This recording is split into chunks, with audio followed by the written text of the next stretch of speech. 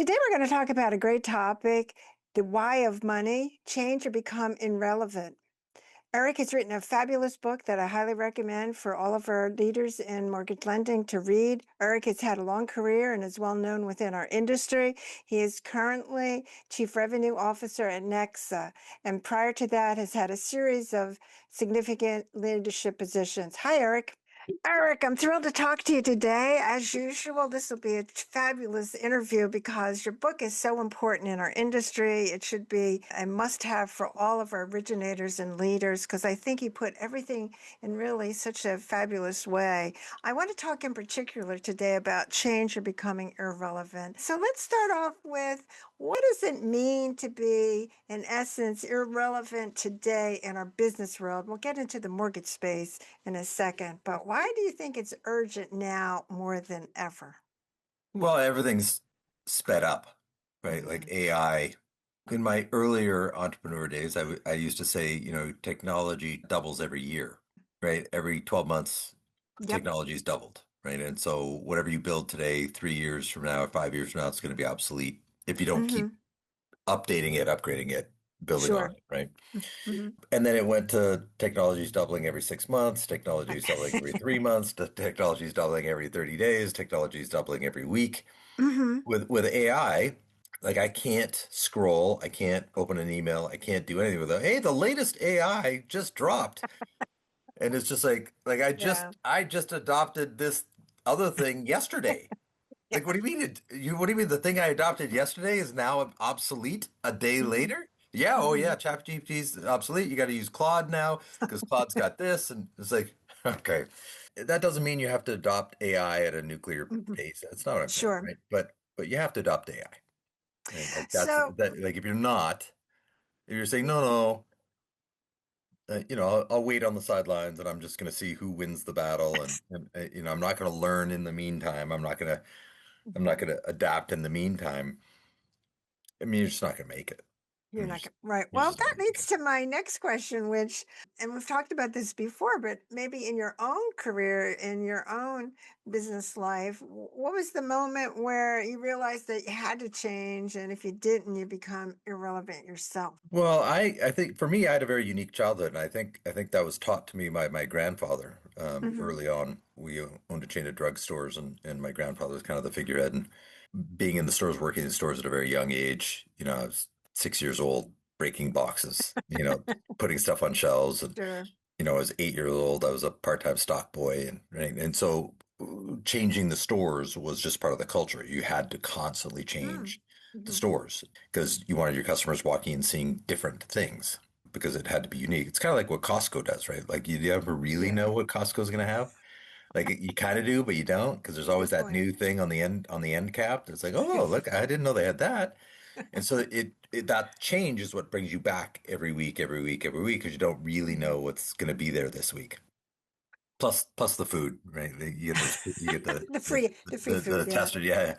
And so in business, and you and I've talked about this, but businesses that don't change, like Kodak and Blockbusters, and right, Sure. like what happens to them? They become irrelevant, and that applies in all things. Like imagine, and I'm not a parent, so I can't give anybody parental advice. At the same time, if you have kids, are you the same or do you Hmm. have to change? Right? You Hmm. can't be static in life, Right. right? You get married, you have to change. You have kids, you have to change, right? Your kids go to school, you have to change. Your kids go to high school, you have to change. Your Hmm. kids start a Hmm. new sport, you have to change. Your business evolves. Your people on your team evolve. And you have to be able to change with it, and it's a struggle.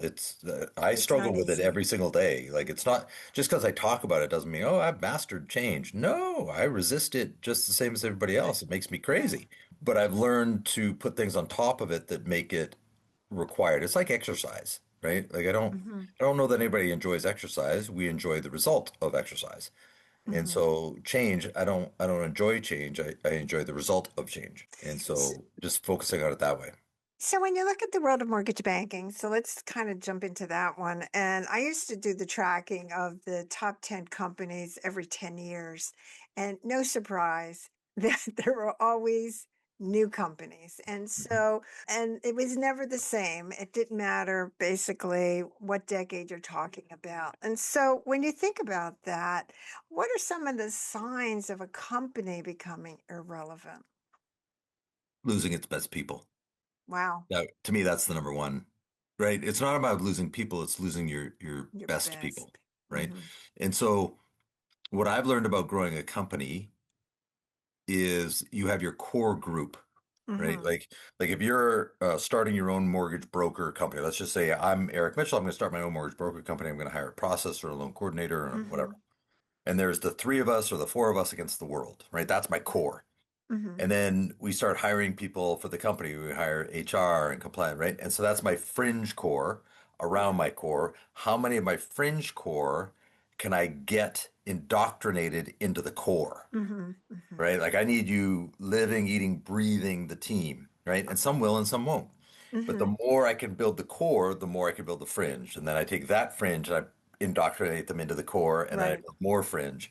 Because you're always going to have a revolving door of some people, right? Correct. And the bigger the company, the bigger the revolving door. And it's just humans. That's just the way it is. But the moment I start losing core people, Hmm. now I got a big problem. Something's way, way, way, way off if my core people start leaving. And so when you look at companies that lose, their national executive vice president of, right, their chief revenue officer Hmm. of, their, right, when those people start carving off, that's a sign something's wrong. So when you look at the core, this will have to do another podcast because this is a great topic unto itself. So is core the best performers, the top performers, or is it the early believers? In other words, it can look different at different companies. Yeah, early believers are great, but I don't, Mhm. thank you for believing in the vision, but if you're not good at your job, Yeah, you're not in the right, core, right? right, Like there's a right. minimum performance expectation for you to be at the core, and Hmm. you have to set Hmm. your standards of, right? People Hmm. have to perform above those standards to remain Hmm. in the core group. But when you have somebody who's incredibly talented and skilled and performs well, Right, and you don't create new opportunities for them, they're going to leave. The ones that stay are the sub performers, correct, right? When say, oh, correct. my people, they're Hmm. loyal till death. Your sub performers are loyal till death. Correct. Your most talented people will leave you when there's no opportunities.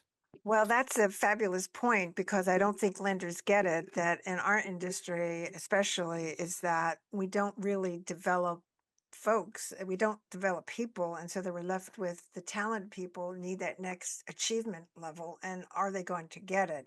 And sometimes managers, I don't know that, or senior leadership don't recognize that you have to develop even your core group. It's interesting in sales.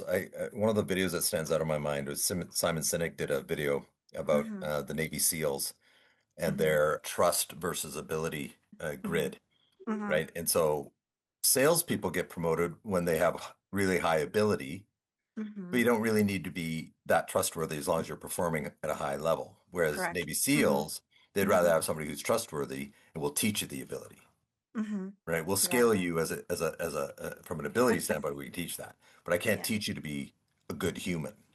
Yeah. And you see all these companies where they promote their best salespeople to be sales managers, leaders of people, but Right. is that person a good person? Yeah. They might be great at selling, they might be able to rack up numbers, but does that make them a good person? Does that make them a good Hmm. leader? And what are you doing to nurture their leadership ability, not their sales ability? Hmm. Because Hmm. those are two different Yeah. Oh, activities, two yeah. different skill Yeah. sets, I'm with you right? on that topic, and I see it all the time. And Yeah, I'm so, sure you do. yeah, for sure. And it's And so, notorious in the mortgage space. yes, and I Absolutely. think All over. that's the black hole of the mortgage space. Is that that's It's a ultimate. challenge for sure. It's yeah. And so when we look at successful people, are they more willing by definition to change? Or is it that, in other words, they're just more willing to learn? Because you talk about in your chapter about you have a responsibility to learn. Talk about that from your viewpoint.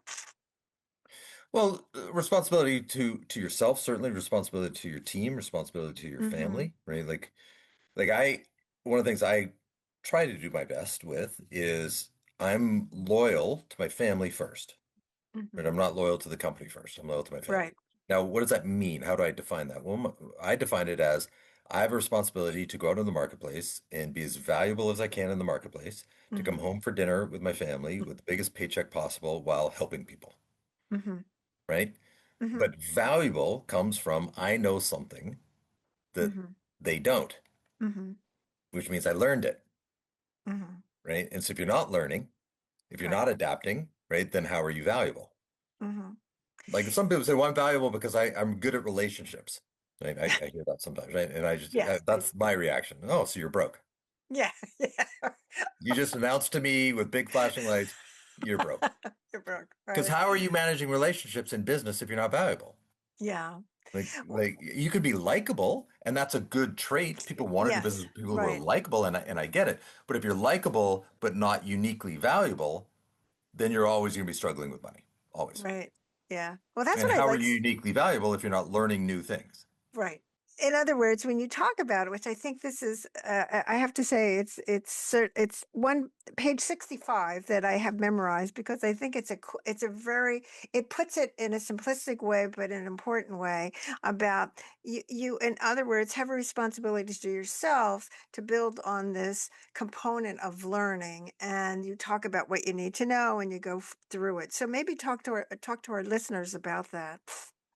Well, if you're watching this and you're in the mortgage space, you're a loan officer, right? I'll Right. give you an example that you've probably run into. You're Hmm. doing business with a real estate agent. The real estate agent says something like, "Well, I used to be a loan officer, so I know how mortgages work." Yeah. Well, if you were so good at it, why'd you leave? Yeah, yeah, Right? Like if you yeah, know everything there is to know about mortgages, yeah. then you should have been making millions of dollars. You never would have left. The reason you left mortgages is because you didn't know what you needed to You're know. right. You weren't successful at it, and so you left. Yeah, So right away, I'm dealing with somebody who sees no value in learning new or correct. educating themselves. Like I already know that about this person because of that statement. And so what I've also learned is there are people in this world that are very good at changing people. Like I Mhm. think about Renee Rodriguez, you, right, coaches Sure. that are very good at I can help you go to that Mhm. next level. And I've learned about myself that I don't have that same temperament. Mhm. I find that I'm good at presenting.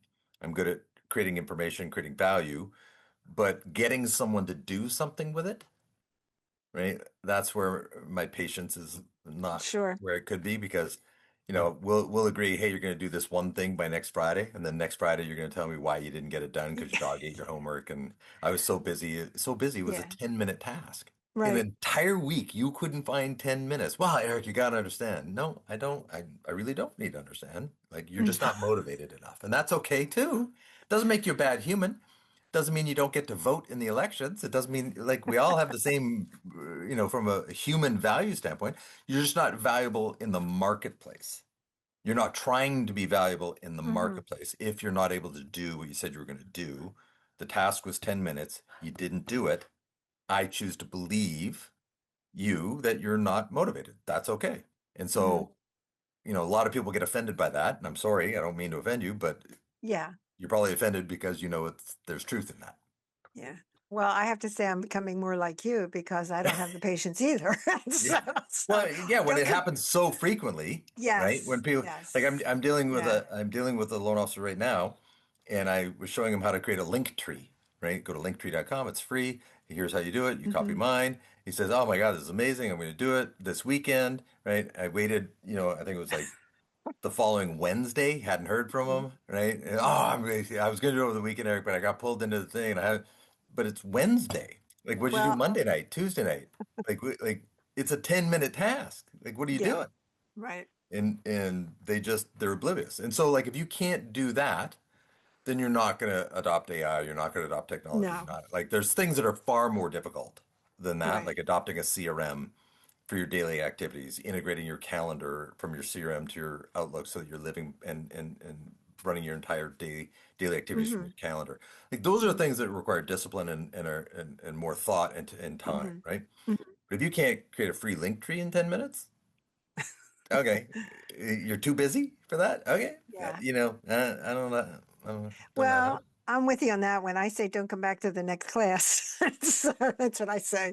So, because sometimes what we perceive as a training issue is not a training issue, and They're just not motivated.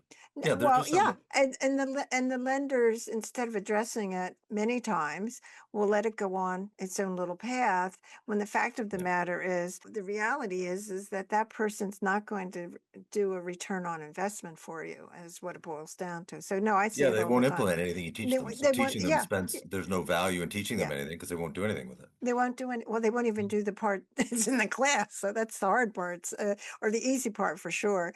And so that kind of leads to this issue. And you talk about it in this chapter in particular about behaviors. In other words, I think people do know what they need to do, but there's a gap between knowing and actually changing behaviors. And so that's what you're talking about now, but talk some more about that. In other words, I do find the loan officer world that sometimes they will say they know what to do, but they actually, the behavior part is what you're talking about, doesn't happen. Yeah, well, I find most of what is most valuable in my daily activities requires discipline. Checking my calendar, controlling my calendar. When somebody says, "Well, Eric, I just need to talk to you for 5 minutes. Here's my calendar link. Book five." Like you and I have each other's calendar links, right? Like Sure. we go on the calendar, we book because we know Yeah. path of least resistance. I'll just schedule a time. It's fine. But when somebody Hmm. says, "No, I'm not going to schedule. Just call me." Okay, so what you've announced to me is that you don't value your time or my time. Right. Right. Right? And so now I'm reacting urgently to somebody who doesn't value time. And if you don't Hmm. value time, that means you aren't disciplined, you don't have systems, you're not going anywhere. So why would I stop what I'm doing to invest time and energy into someone who doesn't value time and energy? Like why Hmm. would I do that? That makes no sense. Yeah. But how many loan officers think that way? They think, "Oh my God, it's Right. urgent because this person's yelling loudest." Yes. Right. Right? It's Right. like, no, that's not how you should be running your business.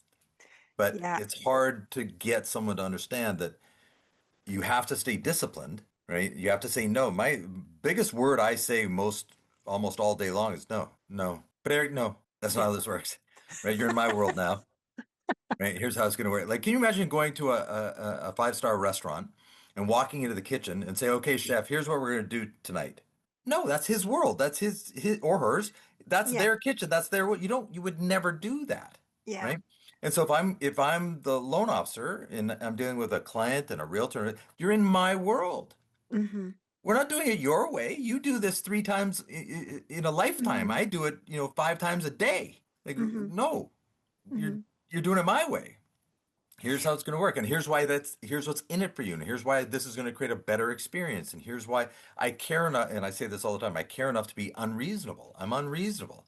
Like I'm Hmm. not bending into your way. You're gonna bend into my way because this is Hmm. what creates a good experience. Well, this is a terrific point because I agree with you 100%, and certainly I do see it. And maybe that's the difference. One of the differences between the better performers versus the others is that they are willing to say no. Is that It's a hard word, it's a hard word. especially if you're a people pleaser. Yes, if you're a people pleaser, Oh my which, God, yeah, right. super hard. Yeah, because I was talking to a realtor today, and they're in a multiple offer situation. The realtor's like, "Oh, I'm just going to give away some of my commission to get the deal done." And it's like, that's your first response? That's your first reaction. I'm going to give right. away some of my commission to get the deal. Brother, I love you, man, but that's the people pleaser in you, right? Like Yes. let's think strategically. So you've submitted a 30-day offer. The client's incredibly strong. We can close way faster. Change it to a 14-day closing because the property's vacant. But don't give away your commission. You should change it to 14-day close instead of a 30-day close. Sure. It's like, oh, that's Sure. it. There we go. Yeah. Right. And I just saved the realtor 1% out of their 3% commission. Right. Like, But it does raise a question, which that I see all the time also, is that companies tend to hire people pleasers under the relationship driven component versus recognizing, yeah, that that's not part of what selling is today. And so we need more than that. And if you're yeah. not confident in yourself to say no, that I have value my time, then learning your products and coming out with another product is not going to answer the problem. Yeah, I mean, being a people pleaser is fine if you're in customer service, If you're in customer right? service, If I go to correct. Target and I'm going Yeah. to return something, I want that person behind the counter to be a people pleaser. I want them to smile at me, and I'm returning X, Y, and Z because of X, Y, and Z, and Hmm. like I want to have a good experience. And it'd be great if that person was a people pleaser, right? Right. That's a good example of that. But if you're in sales, right, you want to be likable, but you also need to have boundaries. Like here are the boundaries, and here's why it's in your best interest that I have these boundaries. Like they're Correct. not just for my best interest. You Hmm. know, like I say it all the time. Look, I'm striving for a 5-star review. Now, the only way I'm going to get a 5-star review is if I earn it, right? Like you're not just Hmm. going to give it to me for the Hmm. sake of it. Now, the way I earn it is I'm going to give you a fabulous experience by doing it my way. If I do it your way, I'm going to get a 1-star experience. I don't want to do that. That really is one of the differences that certainly I think so many people in in the mortgage world, the loan officer world, think that caving in is the answer to actually getting a five star. They don't know what the alternative is. Yes, they don't. So Is that's there so the it's a race to the bottom with commissions. right? um, because they don't know how to be valuable instantly. Right. It's being valuable. You need to write another book on that one because that's true. That's I see that all the time, and this is the part where the industry believes that if we hire enough bodies that have some version of what's important, like a people pleaser component, a customer service component, that's why we have so many that underperform because we tolerate it and we hire that, and that's not really, Yes. obviously smart. So one of the things I use as an example of people pleaser versus somebody who's Hmm. not a people pleaser is a processor. Yeah. I don't want a people pleaser processor. I don't want No. that because Correct. what I want is a processor who has obsessive compulsive disorder, Yeah. right? Because then I know my file is going to go in underwriting perfect. But somebody who has obsessive compulsive disorder is grumpy. They're Right. correlated, right? Hmm. Because loan officers make them crazy. Yeah. Like, this True. ADHD, you can't take an application, you can't get me the documents I need. Like everything's, hurry up and wait. Like, oh my God, Yeah. can't you just, for God's sakes, right? And so an OCD processor is angry Good most of the process. time, Yeah. Yeah. right? They're grumpy. Yeah. And so when I talk to a processor and they're curt and they're short and they're, oh, I like you. I gotta I don't want to, oh, approve your hi, how brain. are you? How's your, oh, I already know my files are going into underwriting half. I already know. Right? How Like true. it's not what I want. Yeah. If my processor is submitting files one touch files, I will send you a foot massager in the in the from Costco. Put water and give yourself a foot massage while you're doing your files. Like God bless you. Like thank Yeah. you. I'll bonus you out whatever. One touch files. But to do Hmm. that means OCD heavy. Yeah. No, I hear what you're saying. It is funny what you're saying, but it's so true. I Yeah, see I it a don't want a lot. happy processor. No, I want I somebody. Yeah, don't. yeah. So let's talk about, and I don't want to put you on the spot, but if looking at this, and you've dealt with, you've managed and certainly been successful at certainly the sales side and all parts of our business. What are the couple of changes that should someone make to stay relevant? If you had to kind of list, like, if you want to be relevant in 2026, what does that really kind of look like if you want to be successful? Well, I think that's a different answer depending on what role you are, Hmm. right? If you're an underwriter, it's a different Oh, answer. that's If it's different, a right? loan officer, different answer. If you're a Sure. CEO, it's a different answer. I let's approach it from a loan officer standpoint. Yes. Hmm. So, from a technology standpoint, and I don't mean to be mean or crass about this, but if you're not using a CRM Hmm. in your daily activities to manage your business and calendar and activities and everything. If you're not aggressively using a CRM, you're not going to make it. Hmm. That's it. You're just not going to make it. Like there's no chance of you surviving Right. this But, technology onslaught. but And so the first thing I would say is master a CRM. Pick a CRM. I'm not here to sell a CRM. Pick a CRM, master it. Because if you don't, there's no way for you to grow. There's no way for you to scale. No way for you to have team. No way for you to be valuable in the marketplace. There's no mechanism. hmm If you're not prepared to do that, then the AI and all the rest of it yeah, it's not going to doesn't mean happen. anything. Like you're not Right. going to do anything with it. Hmm. So adopting all that stuff will have no Sure. value.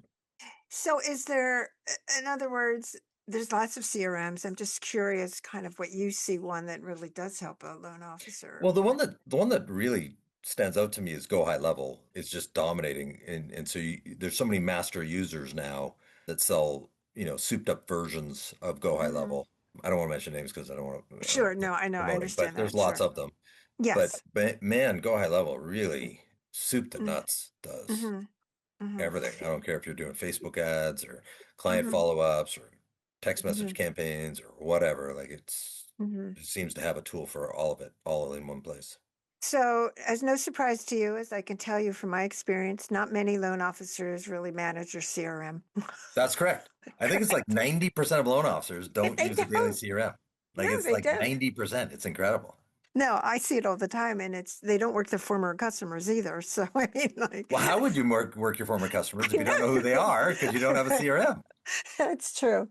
They just ignore it. That's for sure. So anyway, so talk about the leadership role in driving change, because we talked about the individual side of it, but at the leadership, being relevant and being basically change orientated, if the company themselves aren't involving, and it's more than technology, that's for sure.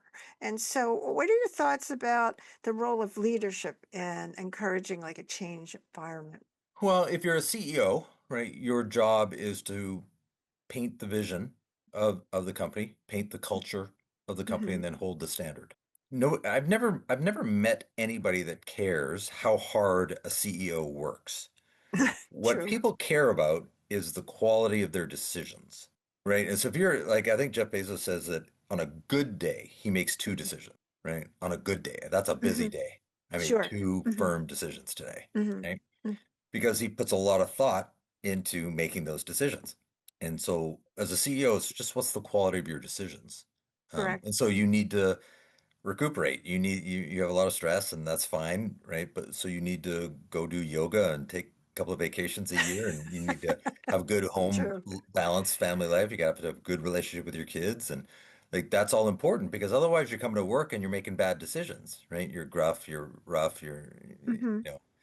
you don't want to be that polarizing personality. Hmm. Right? Think of it like politics or religion or whatever, right? Sure. Like if you're talking about politics, half the people hate you. To I give don't care it. what side, I don't care what your opinion is. I don't care No, what right. side you're on. Yeah. It doesn't matter. Whatever it is, half the people don't like you, right? And so Hmm. you don't want to run a company that way. You don't want half Hmm. your company not liking you. And Hmm. so you have to be very careful about what is your culture, what is your vision, paint it carefully, what's in it for everybody to be a part of it. Make sure Hmm. your core people have a Hmm. very clear understanding what's in it for them to be a part of the core. Hmm. What's the exit strategy? Like whenever I hear a CEO goes, "Oh, I don't have an exit strategy," then why would good people stay? Yeah. Right. But I'm just going to work until I die? That's the vision you're painting for me, and with no exit strategy? Like what? Mhm. Like Good point. how's that valuable to me, right? And Hmm. you'll have people stay, just not your best people. They're not going to Right. stay. Yeah, good point. Well, it's just like when they were, basically Apple's a perfect example when they were trying to bring back different executives at different times. Do you want to work at Coca-Cola your whole life? Which is one of the famous lines that Steve Jobs said to, I forget the guy's name, but basically, yeah, it's that issue. That's what people are buying for sure. So if you look at, and I know we've had this conversation before, but if you look at the famous 3 to 5 years out, what does irrelevance look like from your viewpoint? Well, I can tell you that we're already rolled out, the ability for consumers to originate their own loans, right? Right. Like that's not in the future. That's That's now. now. It's Right. now. Right now, it's Hmm. just about behavior adoption and consumers and who's going to win that race, right? Now, Hmm. does that mean all loan officers are going to be out of business? No, no, no, no.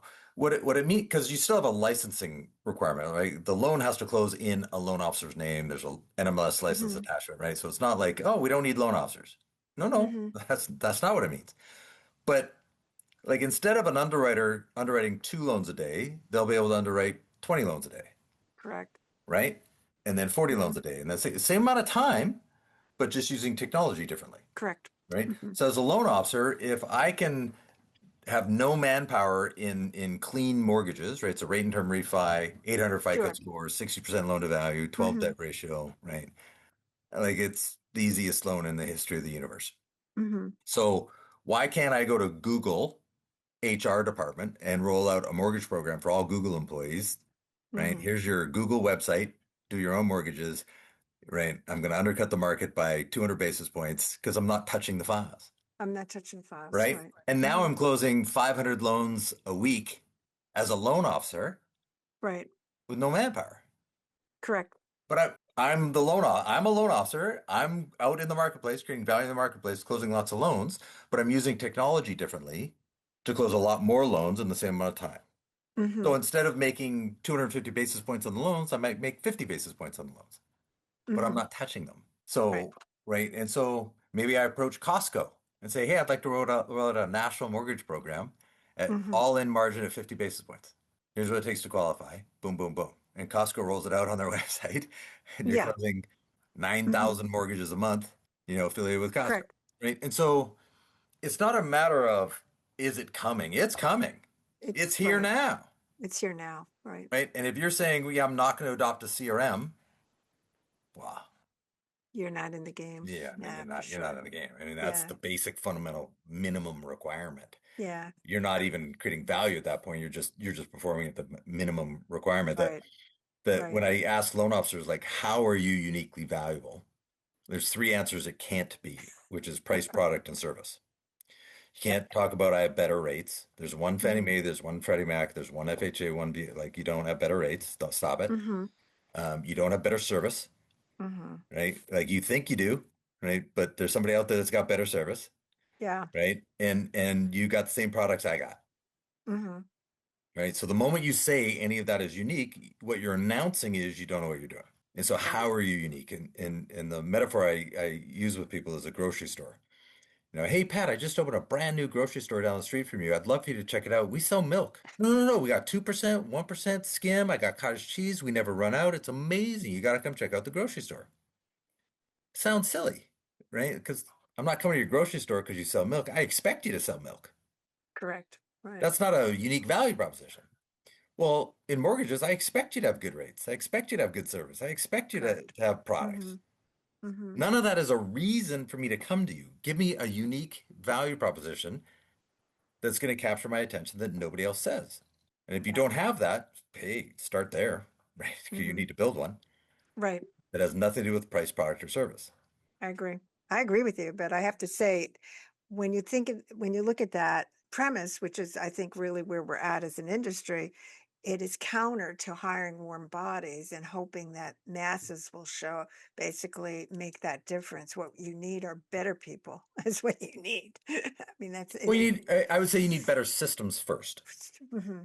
If you create better systems, Right. then You'll you can get better. put good people into a Right. system situation. But if you have no systems, you're just throwing bodies at problems. They're Yeah. just going to bounce off the problems. They're not going to fix the problems. Not going to fix the problem. Well, I could talk to you for hours on this topic because I think you're right on. You need to do another book. I think this book is really fabulous, and I love the chapter on the change or irrelevance because I think it's really where we're at as an industry for sure. Is there any takeaways that you would like to share today? Yeah, I would say change can create stress, right? I know it Hmm. does in me when it's time for me to change something, right? I find Hmm. it's stressful. And so if you're needing to change, and the reason I wrote the book is understand like why are you changing? Why do you want to earn more money? Right. Why do you want to be valuable in the marketplace? And that's the deep dive. Because once you understand your why, once you understand what's Hmm. my driving purpose, then the change becomes easier, right? Because I'm driving towards the What thing is that important? means the most to me. Correct. Therefore, the cost of the change is worth it. Hmm. And if you don't have a clear understanding of your why, then you're probably going to be on a treadmill or a hamster wheel Yeah. for most Yeah. of your career. Yeah. Well, I highly recommend, Eric's book. He's already mentioned it. My students love it. So I have to tell you, they even call you up to talk about it, which I think is a high compliment for Great. sure for any author. And I really think that it says in really bottom line terms what we're really talking about today. So, Eric, how can people get a hold of you? And if they want to talk more about it, I know you're open to talking to them because I Yeah, know, yeah. Eric-Mitchell.com. I think we all get paid based on the quality of our conversations and the quality of our yeah, interactions. So yeah, yeah, Eric, ERIC hyphen Mitchell.com. You can see it right on my screen here, Eric-Mitchell.com. All my information is right there. yeah. Would love to. to connect. Yeah. Well, I think you need to write another book. So I'm going to be pushing you to write another book because I Yes, think ma'am. that you really have done a Well, you're fabulous very job with this. persuasive, so I would imagine I'm probably going to be writing a Well, second book. maybe we'll write it together. So There what you about go. that one? So because you're hitting all the topics, but no, I think it's fabulous what you're saying. And it needs to be said more because I think the industry is struggling with really fundamentally change. Is No ultimately question. No question we are. yeah. Well, I want to thank you for sharing everything today with us. And certainly for our listeners, contact Eric. He has a lot to say that I think is very helpful and insightful in our industry. And certainly listen to our podcast. We come out with a new one every Monday. So thanks again, Eric. Thank you, Pat. Check out my new book, Mortgage Manager Mastery, where 23 mortgage sales leaders shared their best practice in managing sales staff. The book is available on Amazon in Kindle or paperback.